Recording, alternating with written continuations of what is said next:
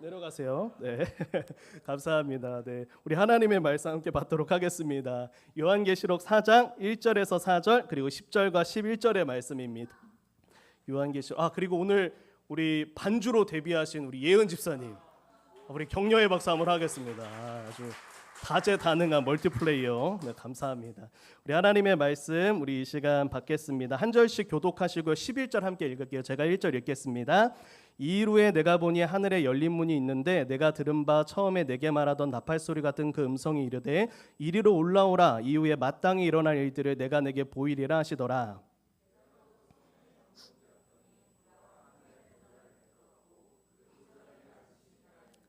앉으신 이의 모양이 벽옥과 홍보석 같고 또 무지개가 있어 보좌에 돌렸는데 그 모양이 녹보석 같더라.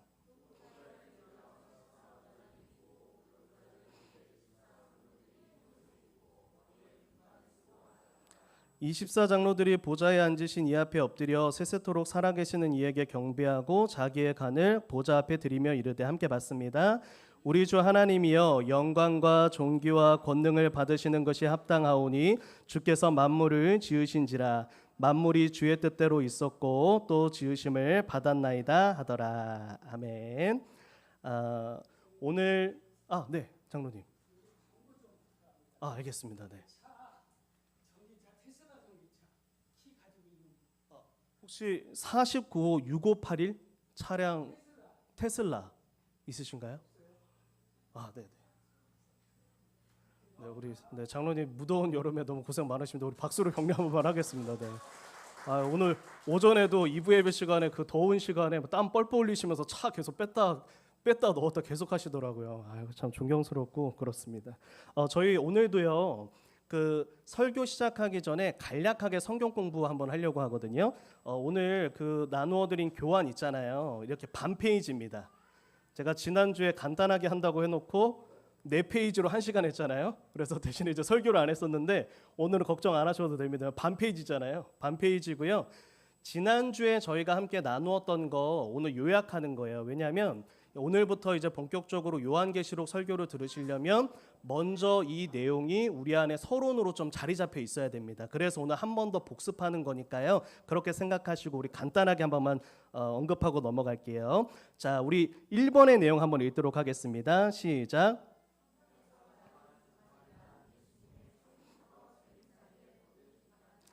자, 이제 이 1번의 내용은 마음에 확 잡히셨죠? 그러니까 이제 우리나라가 이제 K-팝 뭐 여러 가지 이제 그 수출이 많은데 우리나라에 K2단이 있어요. 이거는 제가 쓰는 표현이 아니라 그 종교 이제 현대 종교라고 하는 이 2단 사역들을 이제 대처하는 그 기관에서 아예 만든 용어입니다. K2단. 그러니까 우리나라가 전 세계적으로 종말론 2단 1위라고 말씀드렸죠. 전 세계에 수출이 돼 있고 전 세계 종말론 2단의 뿌리가 다 한국입니다. 이제 그만큼 이 한국 교회가 좀 이 종말론에 있어서 오해가 많고 좀 아픔이 많은데 1번의 내용만 기억을 해도 우리가 크게 흔들리지 않는다고 그랬어요. 왜냐하면 초림부터 재림 사이 전체가 종말이에요. 종말이라고 해서 어떤 특정한 때를 말하는 게 아니라는 걸 먼저 기억해 주시고요. 자, 그런데 두 번째가 좀 중요하죠. 2번 한번 읽어봐 주세요. 시작. 단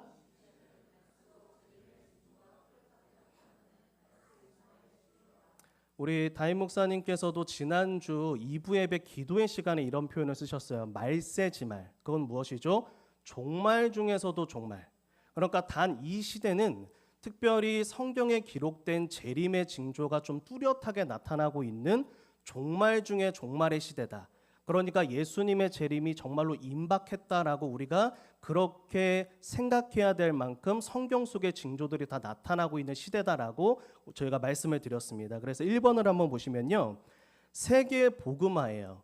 그러니까 재림의 징조 중에 하나가 세계의 복음화인데 그 위클리프라고 하는 성경 번역 선교회가 있습니다. 전 세계적으로 성경을 번역하는 이제 사역을 하는 선교회인데요. 여기에서 지금 마지막 언어 캠페인이라고 지구상에 존재하는 모든 언어로 성경을 번역하는 캠페인을 하고 있는데 2040년입니다. 2040년이면 완료가 돼요. 그러니까 지금 다임 목사님께서도 이미 이제 마지막 종족에게까지 복음이 전해졌다라고 말씀하셨고 위클리프 선교회에서도 2040년이면 모든 종족의 언어로 이제 이 성경에 번역된다는 것. 이제 이 세계 복음화가 되었다라고 하는 건 예수님이 재림하시는 그 날이 정말로 다가왔다라고 우리가 생각할 수 있다라고 하는 겁니다. 그럼 두 번째 한번 읽어봐 주세요. 시작. 교회를 향한. 여러분 신기한 거 좀 저희가 몰랐던 잘 모를 수 있는 거 말씀드릴까요? 저희 순교자들 있잖아요. 예수님 믿고 이제 순교하신 분들. 근데 우리 생각에는 이렇죠. 초대교회 때 순교자들이 정말 어마어마하게 많고 이 시대에는 별로 없다라고 생각을 할 수 있잖아요. 그런데 이제 통계치가 나온 겁니다. 1900년 동안, 그러니까 예수님 오시고 나서 1900년 동안 순교하신 순교자들의 숫자보다 20세기에 순교한 순교자들의 숫자가 더 많습니다. 그러니까 예수님의 재림이 임박하면 그 성경에서 무엇이라고 말을 하고 있냐면 점점 더 순교자들이 많아지고 교회에 대한 핍박이 많아진다라고 말을 하고 있는데 그것이 이미 성경에 증언된 대로 이렇게 예언되어져 저희가 지금 성취가 되어가고 있다는 거예요. 그리고 그 다음에 교회의 배교예요. 교회의 배교인데 20세기에 이르러서 이미 1900년도까지도 내가 예수님이다, 내가 하나님이다라고 주장하는 그러한 적그리스도들이 이단들이 참 많았는데 20세기에 이르러서 세기 말에 이르러서 훨씬 더 많아졌습니다. 그러니까 교회의 배교들이 더 심각하게 많이 일어났다는 거죠. 그러니까 제가 지금 말씀드리는 거는 제가 어떤 이제 특별하게 뭐 이렇게 우리 뭐 근데 어디에서 음모론 이런 이야기를 말씀드리는 게 아니라고 했어요. 존 파이퍼, 웨인 그루뎀 그리고 이제 온 세계에 지금 영향력을 끼치고 있는 모든 신학자들이 다 공통적으로 말하고 있는 건 예수님의 재림이 정말 얼마 남지 않았다. 바로 이것을 이야기하고 있다고 하고 있었어요. 그리고 세 번째로 역사와 자연에 대한 심판입니다. 점점점 전쟁이 더 강해지고 기근이 더 강해지고 제가 지난주에도 설교 때 말씀드렸지만 저희 계속 유토피아를 꿈꾸는 건 기독교 세계관이 아니라고 그랬죠. 앞으로 빈부격차는 더 강해질 거라고 말씀드렸어요. 그 누구도 양극화 문제 해결하지 못합니다. 그 이유는 무엇이냐면 성경의 가르침이기 때문이에요. 그 어떤 대단한 지도자, 영웅이 나타나도 이 빈부격차 해결하지 못합니다. 왜냐하면 빈부격차가 하나님께서 이 세상에 내릴 최종 심판 중에 하나이기 때문이에요. 그렇기 때문에 이 온 세상이 결국에는 하나님의 섭리 안에 지금 움직이고 있다는 걸 우리가 알 수 있다는 거죠. 자, 그런데 세 번째입니다. 세 번째 내용이 아주 중요하죠. 이것 때문에 우리는 요한계시록이 두렵지 않고 편안한 것입니다. 3번의 내용 읽어봐 주세요. 시작.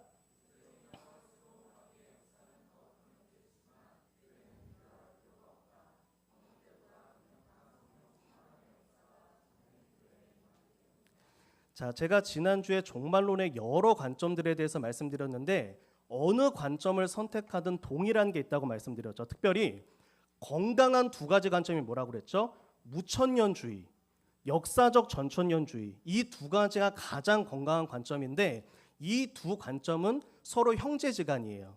제가 말씀드렸듯이 담임 목사님은 무천년주의 입장에 서 있으시고 저는 역사적 전천년주의 입장에 서 있습니다. 근데 제가 담임 목사님께 허락을 받고 종말론을 강의한다는 건 뭐죠? 역사적 전천년과 무천년주의는 크게 다르지 않다는 거예요. 다만 세대주의 전천년이 언제나 조금 문제를 많이 일으켰고 그동안 교회에 대한 어려움을 많이 주었다라고만 제가 말씀을 드렸어요. 근데 어떠한 관점이든지 간에 동의하는 건 뭐냐면 재림이 다가올수록 교회는 더 어려워지고 교회는 더 분열되고 마귀의 역사는 더 강해진다. 이 마귀가 더욱더 활발하게 움직인다. 지난 주일에 저희가 성경 구절을 통해 본 것처럼 분을 품으며 이를 갈며 자기의 때가 얼마 남지 않음을 알고 예수님이 재림하시는 순간 이 세상은 정말로 끝이고 자기는 더 이상 활약하지 못할 것이기 때문에 한 사람이라도 더 지옥으로 끌고 가기 위하여 마귀가 발악하는 시대가 있다고 말씀드렸어요. 그러나 걱정할 것 없는 거. 지난주에 제철 집사님 저한테 질문하셨거든요. 근데 목사님 이러면 이 시대에 살고 있는 우리는 좀 억울하다. 왜냐하면 마귀가 더 강력하게 역사하고 있는 시대에 태어난 우리는 좀 억울하고 좀 불공평한 거 아니냐라고 이렇게 물어보셨는데 걱정하실 것 없는 것 이제 요한계시록 공부하시다 보면 나타나거든요. 하나님께서 초대교회 때 성령의 충만함의 역사가 일어나서 사람들이 사자한테 뜯어먹히면서도 오직 예수 부르짖으면서 웃으면서 찬양 부르면서 천국 가셨잖아요.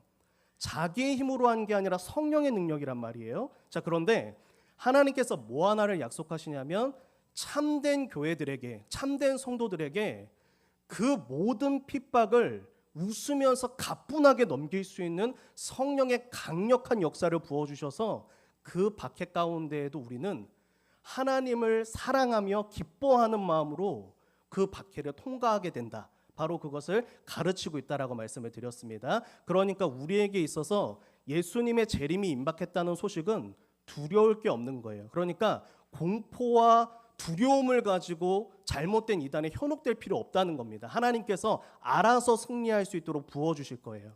우리 예전에 그 미국의 대각성 운동이나 이럴 때 보면 목사님들의 설교만 해도 막 성도들이 막 그냥 막 울었거든요. 근데 그때 설교 지금 와서 가만히 들어보면 지금 하시는 목사님들 설교랑 다를 게 없어요. 근데 예수 이름만 해도 사람들이 눈물이 터지고 막 은혜를 받았단 말이에요. 성령님이 역사하시니까.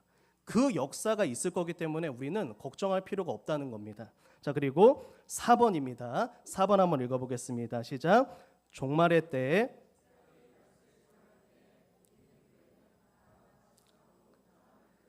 자, 그런데 이 말세지말, 종말 중에 종말의 이 시대를 살아가고 있는 교회에 하나님께서 복을 주시기를 원하는데 요한계시록이 이렇게 말씀하고 있어요. 요한계시록 1장 3절 말씀 한번 읽어봐 주세요. 시작.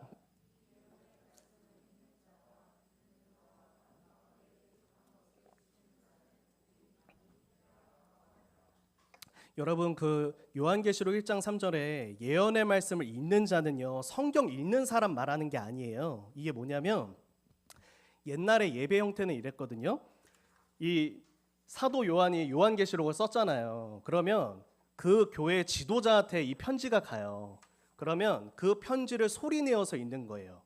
자, 사도 요한이 편지를 썼습니다. 이렇게 하면서 이걸 읽는 거예요. 그러니까 가르치는 걸 말해요. 가르치는 거. 그러니까 눈으로 보면서 읽는 걸 말하는 게 아니라 가르치는 걸 말하는 건데 보십시오. 가르치는 자와 그 말씀을 배우는 자, 그리고 그 가운데 기록한 것을 지키는 자, 이 계시록이 가르치는 건 마라나타, 아멘 주 예수여 어서 오십시옵소서. 저는 다시 오실 예수님을 기다리고 있습니다. 예수님 보고 싶어요. 예수님 만나고 싶습니다. 제가 드디어 이 세상의 모든 짐들을 내려놓고 내 사랑하는 신랑 예수님을 다시 만날 그날을 내가 꿈꾸며 기다립니다. 이게 마라나타 신앙이라고 지난주 설명을 드렸는데, 요한계시록을 통하여서 마라나타 신앙으로 무장하는 성도들, 오늘 우리 로뎀 성도들이죠. 이 로뎀 성도들이 요한계시록을 통하여서 마라나타 신앙으로 무장하게 되면 마귀가 그야말로 거품 물고 뛰어놀고 있는 이 시대 가운데에도 우리는 신앙 가운데 오는 모든 유혹과 어려움을 넉넉히 물리치며 승리할 수 있다. 요한계시록에서 말하는 복 있는 자는 딱 한 성도만 말해요. 요한계시록은 다른 사람들에게 복 있다고 하지 않고 예언의 말씀, 계시록 말씀으로 무장해서 마라나타 신앙을 가지는 자들이 복이 있다라고 가르친다라고 말씀을 드렸어요. 그게 우리가 오늘 이 요한계시록을 배우고 있는 이유입니다. 자, 그럼 이제 종말론의 대표적 세 관점이 있는데요.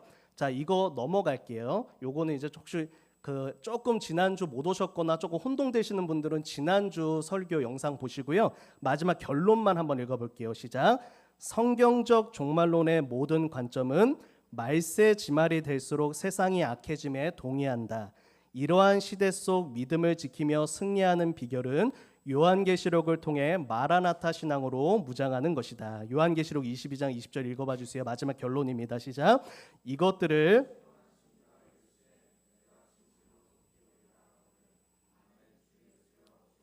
아멘. 주 예수여 오시옵소서가 우리가 이 헬라어로 마라나타라고 하는 단어를 사용하고 있다라고 말씀을 드렸어요. 그래서 우리가 이 마라나타 신앙으로 무장해야 된다는 게 요한계시록의 결론입니다.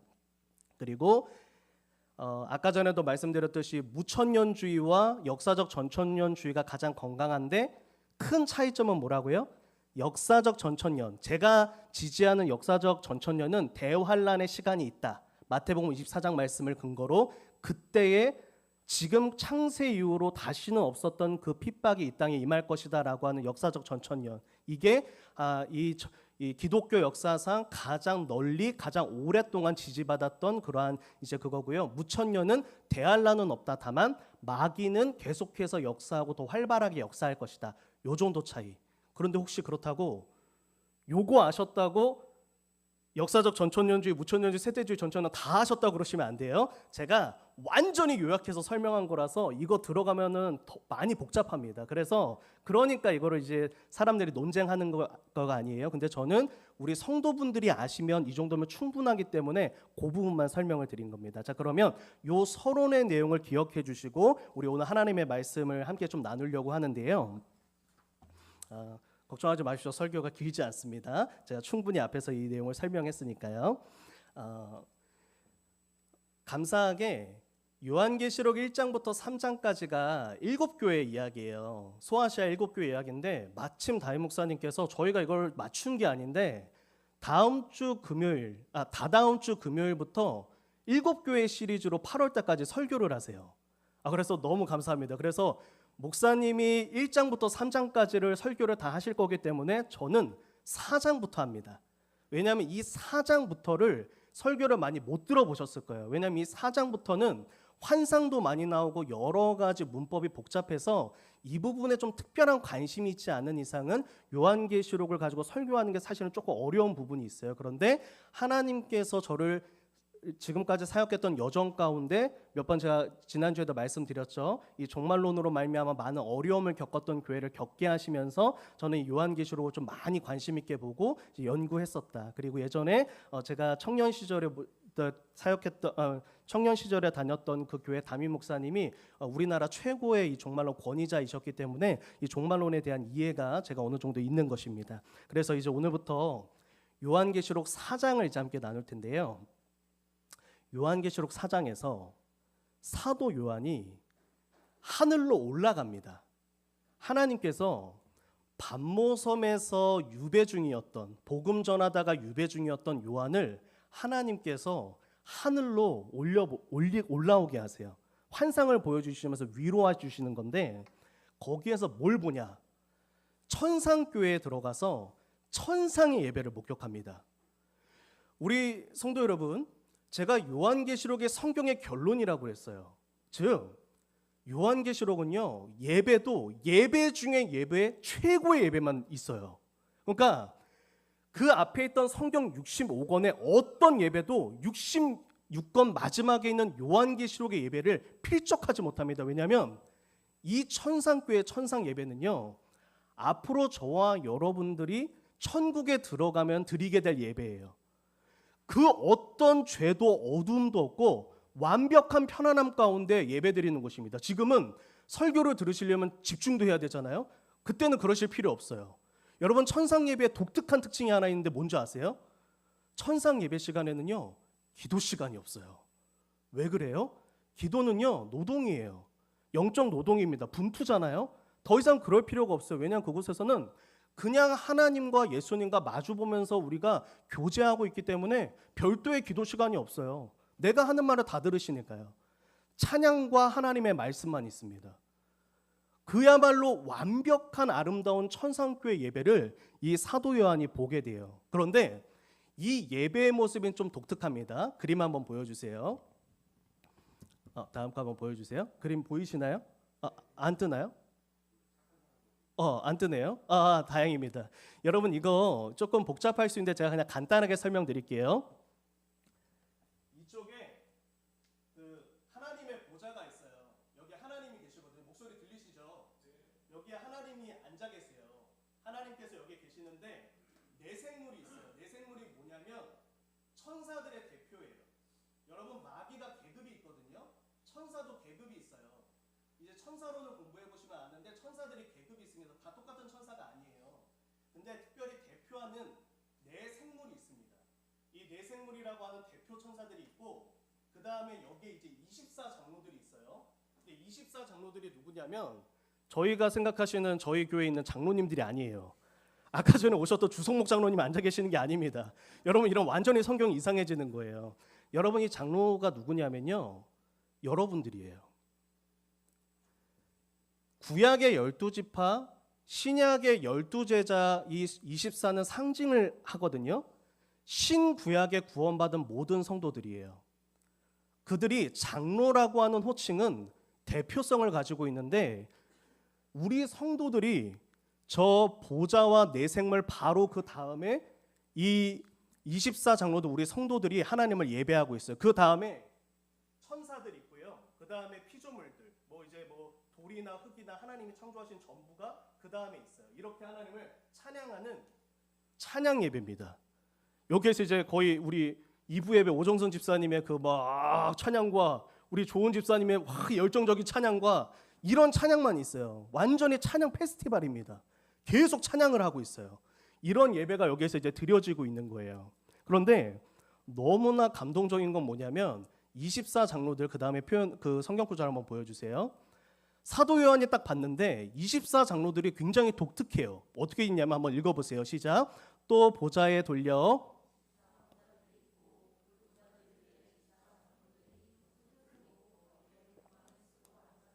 아멘. 여러분 24장로들이 뭘 쓰고 있어요? 왕관을 쓰고 있고 뭐에 앉아 있어요? 보좌 위에 앉아 있어요. 하나님의 보좌가 있고 내 생물들이 있는데 그 다음에 신구약의 모든 성도들이 왕의 자리에 앉아 있습니다. 여러분 내 생물이요. 천사들 대표 있잖아요. 이 네 생물이 얼마나 대단하냐면 하나님의 모든 뜻을 분별하는 지혜가 있고요. 하나님의 뜻에 즉각적으로 순종하는 순종을 가지고 있는 그런 천사들이에요. 근데 그 천사들도 보좌에는 못 앉아요. 근데 그 다음에 신구약의 모든 성도들, 저와 여러분들이 천국 가면 저희는 왕의 자리에 앉습니다. 우리는 그 천사들보다 순종 못했는데요. 하나님께서 정말 놀라운 은혜를 부어주시는 거예요. 저와 여러분들에게 왕 같은 제사장이라고 말씀하셨던 그거는요, 그냥 하나의 문학 표현이 아니라 실제 이루어지는 일이에요. 저와 여러분은 그곳에 가면 모두 왕이 됩니다. 왕 같은 제사장이 되는 거예요. 이게 당시 요한에게 얼마나 큰 위로였겠어요. 요한이요, 예수님 복음 한평생 전하다가 밤모섬에 왔어요. 동역자들도 다 없어졌고요. 죽을 날만 기다리고 있는 그런 신분이 되어버렸습니다. 여러분 이때 초대교회 성도들은 어떻게 됐냐면 도미티안 황제의 박해 때문에 예수님을 주님이라고 고백하는 순간 저는 한 번에 죽는 순교는 차라리 낫다 생각해요. 한 번 하면 되잖아요. 무섭지만 눈 질끔 같고 또 저희 이렇게 약간 막 남자분들은 자존심 있잖아요. 좋은 집사님 저희 자존심 있잖아요. 그러니까 한 번 주님입니다. 그럼 목삭 이거 좀 낫잖아요. 차라리. 근데 그게 아니라 이 초대교회 성도들은 죽는 성도도 있는데 그게 아니라 죽을 때까지 힘든 성도들이 있었단 말이에요.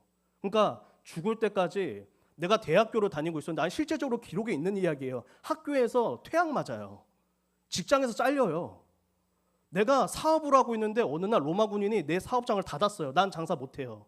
그리고 내가 식료품 가게에 가가지고 먹을 걸 사려고 하는데 이게 다 기록에 남아있는 거예요. 초대교인들한테는 안 팔아요.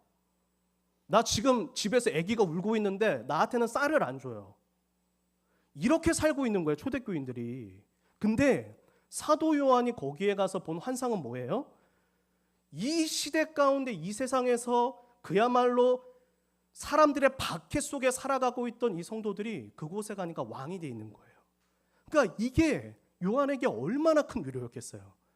그래, 내가 이 지금의 순교적 삶을 지나고 나면 나는 천국에서 저곳에 앉아 왕이 되어서 하나님을 예배하는 나는 그런 왕 같은 존재가 될 거야. 그런 위로를 하나님이 주신단 말이에요. 그리고 이제 이 요한계시록을 당시의 모든 초대교회들이 다 돌아보면서 읽는단 말이에요. 그럼 얼마나 위로가 됐겠어요. 형도 집사님 갑자기 나타나셨어요. 감사해요. 마라나타 같았어요 지금. 너무 감사합니다. 갑자기 제가 여기 딱 보고 있는데 나타나셔서 너무 감사해요. 얼마나 이 성도들에게 위로가 됐었겠어요. 그리고 또 하나 이 요한계시록 가운데 하나님께서 천상의 예배를 보여주신 이유는 당시 이제 초대교회들이 박해 속에서 변하고 있었거든요. 라오디게 교회가 그랬잖아요. 완전히 세속화돼서 그야말로 변질되고 있었어요. 그러니까 하나님께서 뭘 권면하시냐면 끝까지 승리해서 너희의 면류관을 지키면 너 이렇게 함께 와서 이 보좌에 앉아서 왕의 자리에서 하나님을 예배할 거야. 그러니까 교회들아 끝까지 마음 켜서 이 천상의 예배 같은 예배를 하나님께 드리고 이 천상의 예배자 같은 예배자로 너희가 살기를 원한다. 요한계시록은 모든 성경의 결론이에요. 모든 예배자들의 모델이 되고 모든 교회들이 드리는 예배의 모델이 되는 게 바로 이 천상의 예배란 말이에요. 그러면 성도 여러분 보십시오. 오늘 저는요, 이 본문의 말씀을 통해서 다음 거 한번 보여주세요. 어떻게 하면 저와 여러분들의 드리는 예배가 그 천상의 예배가 될 수 있을까? 우리가 어떻게 하면 정말 하나님이 찾으시는 천상의 예배자 같은 예배자가 될 수 있을까? 제가 오늘 그거를 오늘 간단하게 하나 나누려고 그래요. 우리 10절과 11절의 말씀입니다. 우리 말씀 한 번만 읽어봐 주세요. 시작.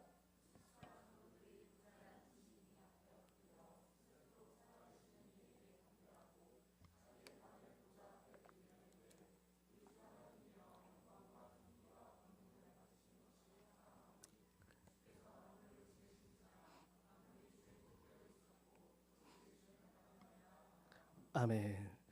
성도 여러분, 이 요한계시록 4장에서요. 네 생물이 하나님을 찬양해요. 밤낮으로 찬양하거든요. 거룩하다 거룩하다 거룩하다 하면서 네 생물이 대표로 하나님을 찬양해요. 그들의 특송이 끝납니다. 그러자 24장로들이 요한이 보고 있는데 갑자기 자기들의 보좌에서 내려와요. 그리고 자기들의 왕관을 벗어서 주여 이 왕관을 주께서 받으소서 고백을 합니다. 여러분 보십시오. 지금 장로들이 자신들의 영광마저 하나님께 돌려요. 모든 예배 중에 예배, 롤모델이 되는 이 예배, 모든 예배자의 롤모델들이 되는 이 예배자들이 어떻게 하냐면 내 왕관마저 벗어서 하나님께 드려요. 자기 중심적인 것에서 완전히 벗어나서 온전히 하나님 중심적인 하나님께 집중되어지는 그 예배를 하나님께 드린다라고 하는 거예요. 사랑하는 성도 여러분, 우리가 성경 창세기부터 요한계시록 바로 이전까지 기록되어 있는 십자가 복음이요, 저와 여러분들에게 원하는 게 있어요. 다음 거 한번 보여주세요. 그게 뭐냐면 십자가 복음의 지향점은 자기중심적 삶에서 하나님 중심적 삶으로 전환하는 거예요. 여러분, 저와 여러분들이 예수를 믿고 나서 진정으로 그 예수를 깨닫고 우리의 삶이 변화되기 시작되면 뭐가 생기냐면 내가 점점 내 중심적 삶에서 하나님 중심적 삶으로 변화돼요. 자기를 부인하고 예수를 따라요. 제가 예전에 아주 역동적인 교회를 사역을 한 적이 있어요. 여러분, 그 역동적인 교회라 함은 모든 정말 성도들이요, 약간 무서울 정도로 군인들 같아요. 와, 정말 촥촥촥 뭐 하나 딱 하면은 바로 넵넵넵넵 딱 해가지고, 이 평신도 사역화를 워낙 잘 시켰던 교회라 엄청나게 역동적이에요. 여러분, 그런데 그 교회가 하루도 바람 잘 날이 없어요. 엄청나게 싸워대요. 여러분, 왜 그랬는지 아세요? 그 이유가 뭐냐면 다들 사역에 뭐가 있었냐면 내 사역에 초점이 맞춰진 거예요. 여러분, 그래서 이런 거죠. 제가 전도대를 운영해요. 근데 가서 미인 집사님 전도대로 막 설득을 해요. 안 하죠? 그러면 남이에요. 같은 시간대에 옆에서 성경 공부반이 있는데 성경 공부반으로 들어갔어요. 그러면 서운해요. 내가 밥 사준 게 얼마고 막 이랬는데 서로 간에 은근하게, 이 저희 교회도 이제 목장 하잖아요. 목장끼리 서로 간에 약간의 견제가 있어요. 어디가 더 전도 많이 하나? 어디가 더 칭찬받나? 서로 간에 무언가 그들 가운데에서 내 사역 아니면 관심 없어요. 만약에 제가 막 뭐 하는데 우리 한나 집사님이 제가 중보기도도 하는데 들어왔어요. 그러면 제가 봐줘요. 막 다 퍼줘. 막 기저귀 갖다 주고 다 해줘요. 왜요? 내 사람이니까. 나랑 같이 하는 내 도둑자니까. 근데 갑자기 어느 날 조금 뭔가 다른 거를 하고 싶다고 해가지고 교육부서로 가버렸어요. 그러면 서운해요. 예전처럼 안 봐줘요.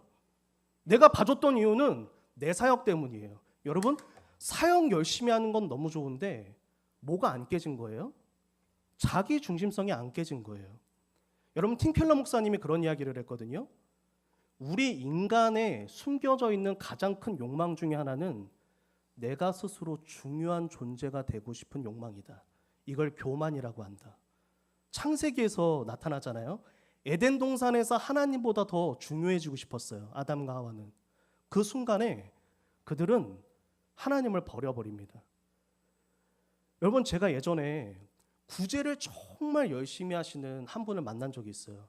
저 기대했어요. 왜냐하면 제가 생각했던 건 이런 이미지였어요. 만나면 눈물이 많을 것 같은 거예요.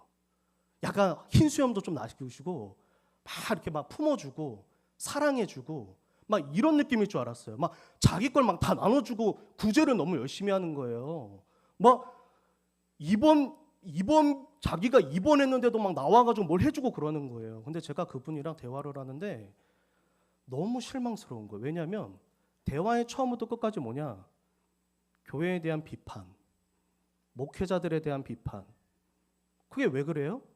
한국 교회가 정말로 변질돼가지고 돈 방석 위에 싸가지고 안 나눠준다고. 만나가지고 목회자들이 예수는 이웃사랑이었는데 그걸 안 한다고. 그리고 나는 이 구제를 이렇게 깨달아가지고 난 이렇게 하고 있는데 안 한다고. 그러면서 자기가 하는 구제 사역에 동참을 안 하잖아요. 그러면 둘 중에 하나로 봐요. 어리거나 아주 한심하거나 아주 변질됐거나 성경을 모른다 그래요. 제가 생각하는 이미지가 아니었어요. 만나는 순간 전 대화가 잘 될 줄 알았어요. 따뜻하고 인정이 많을 줄 알았는데 어느 순간 이런 생각이 드는 거예요. 결국엔 그대가 위대하시다는 거 아닙니까? 결국엔 당신의 선택과 당신의 판단이 틀리지 않았고 모든 사람들이 당신처럼 생각하고 당신처럼 행동해야 된다는 구제라고 하는 본질은 하나님께서 자기 중심의 삶에서 벗어나서 하나님 중심적으로 살라고 했던 중심을 뜯어고치라는 거였는데 그게 아니라 구제 사역으로 자기 중심성만 강화된 거예요. 내 중심으로 구제하고 나를 통해서 구제하고 구제의 모델이 바로 나고 구제 사역조차도 내 중심으로 하지 않으면 자기 중심성을 강화하는 것밖에 안 된다는 걸 그제서야 제가 그분과의 대화를 통해서 알게 되었죠. 사랑하는 성도 여러분, 하나님이 정말 찾으시는 예배자는요, 그 본질은요, 그 안에 나를 내려놓은 사람이에요. 정말로 하나님 중심적으로 하나님 오직 나는 하나님의 영광뿐입니다. 하나님의 기쁨뿐입니다. 오직 하나님께 집중되기를 원합니다. 나 중심적인 그 삶에서 나를 부인하고 정말로 예수님이 원하시고 하나님이 원하신다면 내가 기꺼이 그것을 할 수 있는 나는 그런 하나님 중심적인 예배자가 되고 싶습니다. 그게 하나님이 찾으시는 천상의 예배자다라고 하는 겁니다. 사도행전 4장 32절의 말씀이에요. 초대교회에 자기중심적인 삶이 깨어지니까 포인트가 뭐죠? 자기 재물을 조금이라도 자기 것이라 하는 이가 하나도 없더라. 여러분 이거 보고 계속 자꾸 다 나눠주라고 그 행위에 자꾸 포커스를 맞추는데 그게 중심이 아니라 하나님은 뭐였어요? 그 누구도 내 것을 내 것처럼 여기는 사람이 없었던 자기를 부인하는 예배자들이 이 초대교회에 가득했다는 거예요. 행위를 바란 게 아니고 그걸로 말미암아 너가 더 중요하고 너가 정말 잘했고 너는 정말 특별하게 깨달았고 이런 거가 아니라 정말로 그 안에 내 욕심과 자아 중심성이 깨져 있는 바로 그 모습, 바로 그런 모습이 하나님이 기뻐하시는 초대교회의 모습이었다라고 하는 겁니다. 이 천상의 예배 가운데요, 하나님의 보좌가 있고요, 내생물이 있었잖아요. 근데 이 가운데 뭐가 있냐면 6절 한번 보여주세요. 우리 수정과 같은 유리바다가 있어요. 반짝반짝 빛나는 바다가 하나 있어요. 그러니까 이 내생물들이 바로 하나님 곁에서 하나님을 호위하고 있는 게 아니고 이 내생물과 그 하나님의 보좌 사이를 가르는 반짝반짝거리는 유리바다가 있어요. 여러분 이 유리바다가 뭘까요?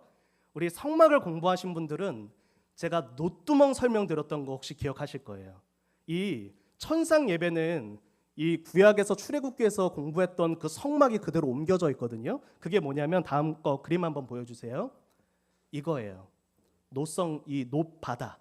이거 솔로몬 성전의 놋바다라고 있거든요. 이게 이제 출애굽기에서는 그냥 놋두멍으로 나타나 있었죠. 근데 제가 이거 왜 보여드렸냐면 이거 혹시 우리 성막 들으셨던 분들 그 기억에 좀 어려우시겠지만 이 놋두멍 만드는 재료가 있었어요. 특별한 재료. 혹시 기억하시나요? 여자분들의 소유예요. 네, 그 눈빛으로 모두 기억하신다고 저는 믿고 저게 뭐였냐면 여인들의 손거울로 만들었어요. 하나님이 정말 독특하게 여인들의 놋거울을 가져다가 그걸 녹여서 저걸 만들려고 그래요. 여러분 독특한 거예요.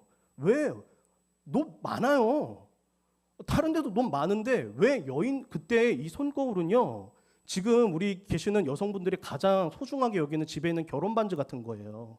이거 없으면 아침에 내 얼굴을 못 봐요. 내 얼굴을 전혀 가꿀 수가 없어요. 놋거울은요. 진짜 소중한 거예요. 지금처럼 거울이 있던 시대가 아니잖아요. 근데 너의 영광을 너의 얼굴을 비추이는 그 놋거울을 다 녹여서 하나님의 영광을 위해 이 놋두멍을 만들려고 그럽니다. 이게 무슨 의미를 갖고 있는 거예요? 천상의 예배조차도 이 모습이었다면 하나님께서 철저하게 이 시대 가운데 교회들에게 바라는 게 뭐예요? 오직 하나님의 영광인 거예요. 설교자가 드러나는 예배? 찬양대만 드러나는 예배? 뭐 어떤 특송자만 드러나는 예배? 아니면 특정 소수가 드러나는 예배? 그게 아니라 예배가 끝나면 하나님만 기억에 남는 거예요. 내 안에. 내가 살아가는데 오직 하나님만 생각이 되는 거예요. 그래서 나는 하나님의 영광을 위해서 전도하고 있을 뿐이니까 누가 나랑 같은 전도팀 안 들어간다고 화 안 나요. 내가 구제하는데 나 안 도와준다고 나랑 같이 안 해준다고 서운하지 않아요. 나는 하나님의 영광을 위해 하는 거니까요. 그 사람은 그 사람의 은사에 맞게 하나님의 영광을 위해 또 하면 되잖아요. 내가 중요한 게 아니죠. 내가 원하는 내 비전에 왜 나는 이렇게 선교하고 싶은데 왜 이렇게 나를 안 밀어주는 거야? 왜 이렇게 같은 나랑 비전을 공유 안 해주는 거야? 왜 서운합니까? 내가 중요해서 그렇잖아요. 내가 이 선교를 좀 해야 되는데 왜 안 도와주냐고. 그럼 안 하면 되잖아요. 아니면 그 선교를 위해서 아무도 사람 안 모이면 새벽 기도 나와서 그냥 그 나라 위해서 밤낮으로 울며 기도하면 되잖아요. 내가 정말 하나님의 영광만 생각했다면. 그게 하나님께서 이 시대의 교회 가운데 바라고 우리들에게 바라는 참된 천상 예배자의 모습이다라고 하는 거죠. 디모데후서 3장 1절과 2절의 말씀입니다. 오늘의 마지막 성경 구절인데요. 우리 한번 마지막으로 읽겠습니다. 시작.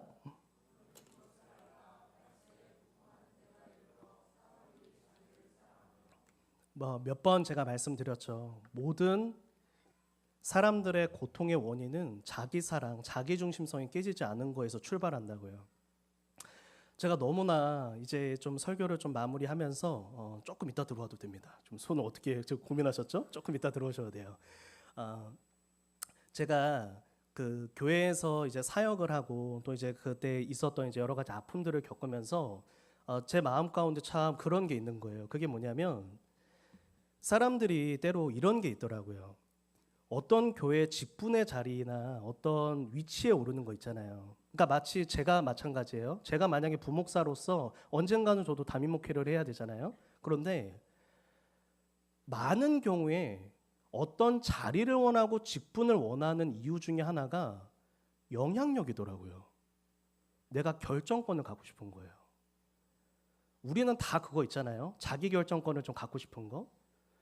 내가 좀 중요한 걸 결정하고 싶은 거예요.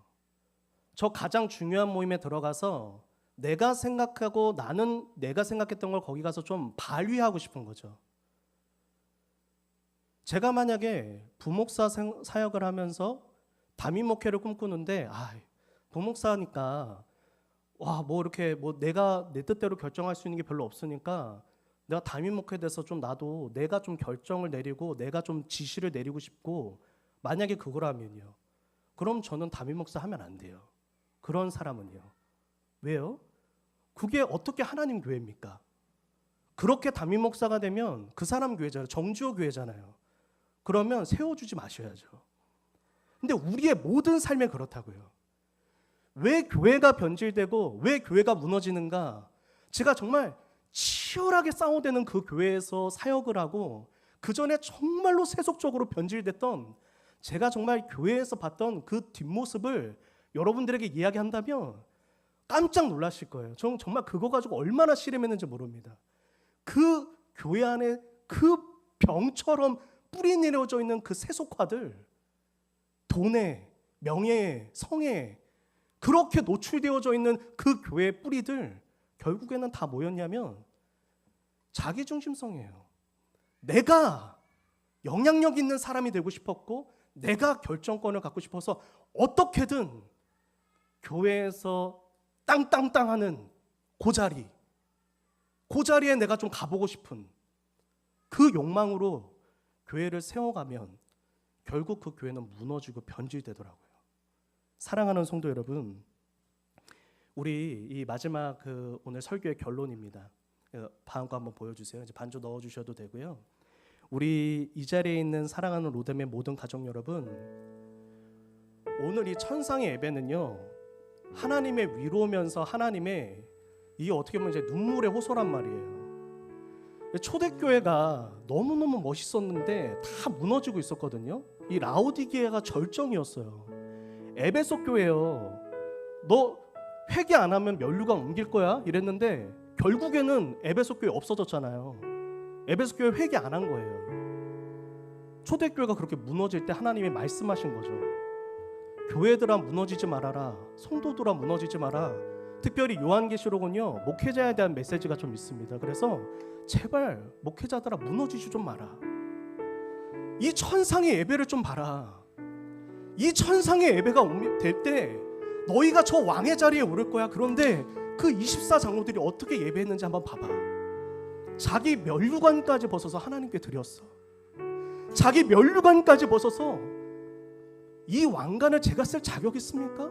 주님 겁니다. 드리는 그 24장로들이 있었단 말이에요. 하나님의 호소죠. 초심을 잃어버리지 말고 제발 하나님 중심적으로 좀 살아라. 제발 하나님 중심적인 예배 좀 드려라. 제발 하나님 중심적으로 좀 생각을 해라. 예수를 믿는다는 것, 십자가를 믿는다는 건 나를 부인하는 거거든요. 더 이상 나보다 하나님이 중요해지는 거고 이제는 나보다 예수님이 중요해지는 거예요. 그분이 원하시면 내가 하고 싶은 말도 하지 않는 거죠. 그분이 원하시면 내가 하고 싶은 행동도 하지 않는 거예요. 그분이 원하시면 내가 원했던 꿈도 내려놓을 수 있는 거예요. 그게 하나님께서 받고 찾으시는 천상의 예배의 모습이다라고 하는 것입니다.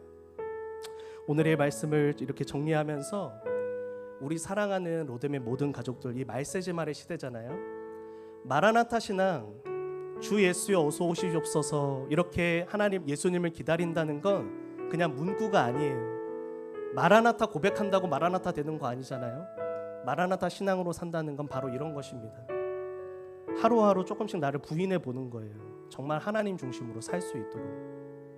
우리 사랑하는 로뎀의 모든 가족 여러분들이 오직 하나님 중심적인 예배자가 돼서 하나님이 찾으시는 천상의 예배자 되시기를, 이 24 보좌에 오르시는 그날에 하나님 앞에 큰 위로, 이제 나중에 보시게 될 거예요. 하나님께서 그 눈물을 얼마나 많이 닦아주시는지, 그때 정말 하나님의 위로를 많이 경험하는 우리 로뎀의 가족들이 되기를 예수님의 이름으로 축복합니다. 우리 이제 찬양하며 나아갑니다. 주님 큰 영광 받으소서. 사랑하는 성도 여러분, 오늘 제가 설교 시간에 다 말씀드리진 못했지만 하나님 중심적으로 우리의 마음과 생각이 전환되면요, 하나님의 큰 위로가 옵니다. 근데 그게요, 자기 중심적으로 살 때는 받았던 고통은 다 사라지고 그토록 원했던 기쁨과 은혜로 충만해지는 결과로 빚어집니다.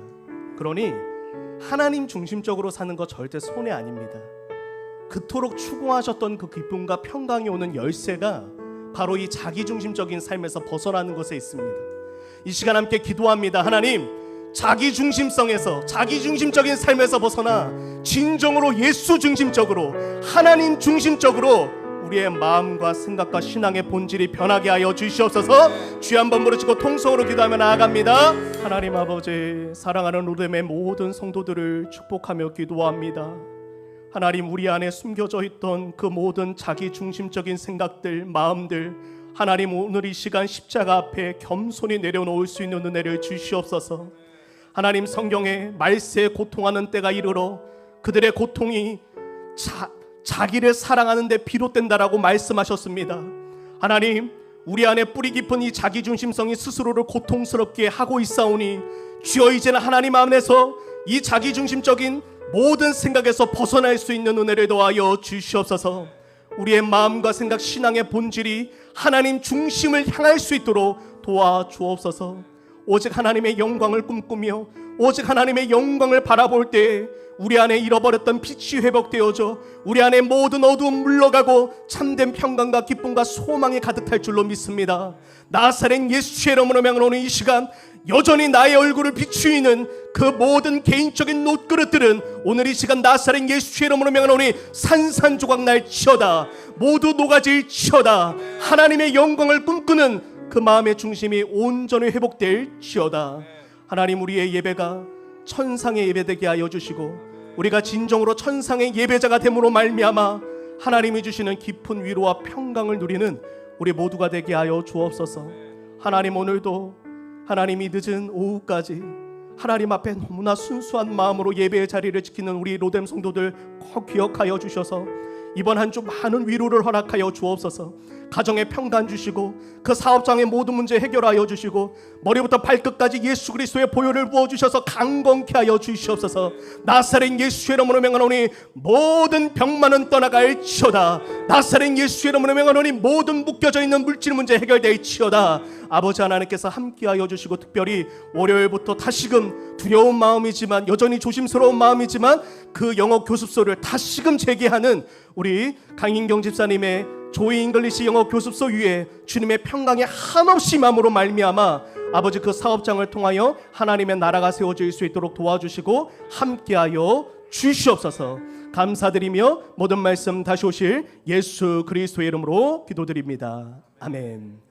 지금은 우리를 죄와 죽음에서 건지신 주 예수 그리스도의 은혜와 영원토록 변함없는 하나님의 신실하신 사랑과 성령과 하나님의 감동감과 교통, 위로, 공감하심, 교통하심, 도우심의 은혜가 오늘 이 시간 자기 면류관을 보좌 앞에 드리는 그 24장로의 그 예배의 본을 따라 오직 하나님 중심적인 예배자로 살기로 결단하는 모든 이 자리에 모인 하나님의 권속들을 위해 이제부터 영원토록 함께 하시기를 축원하옵나이다. 아멘.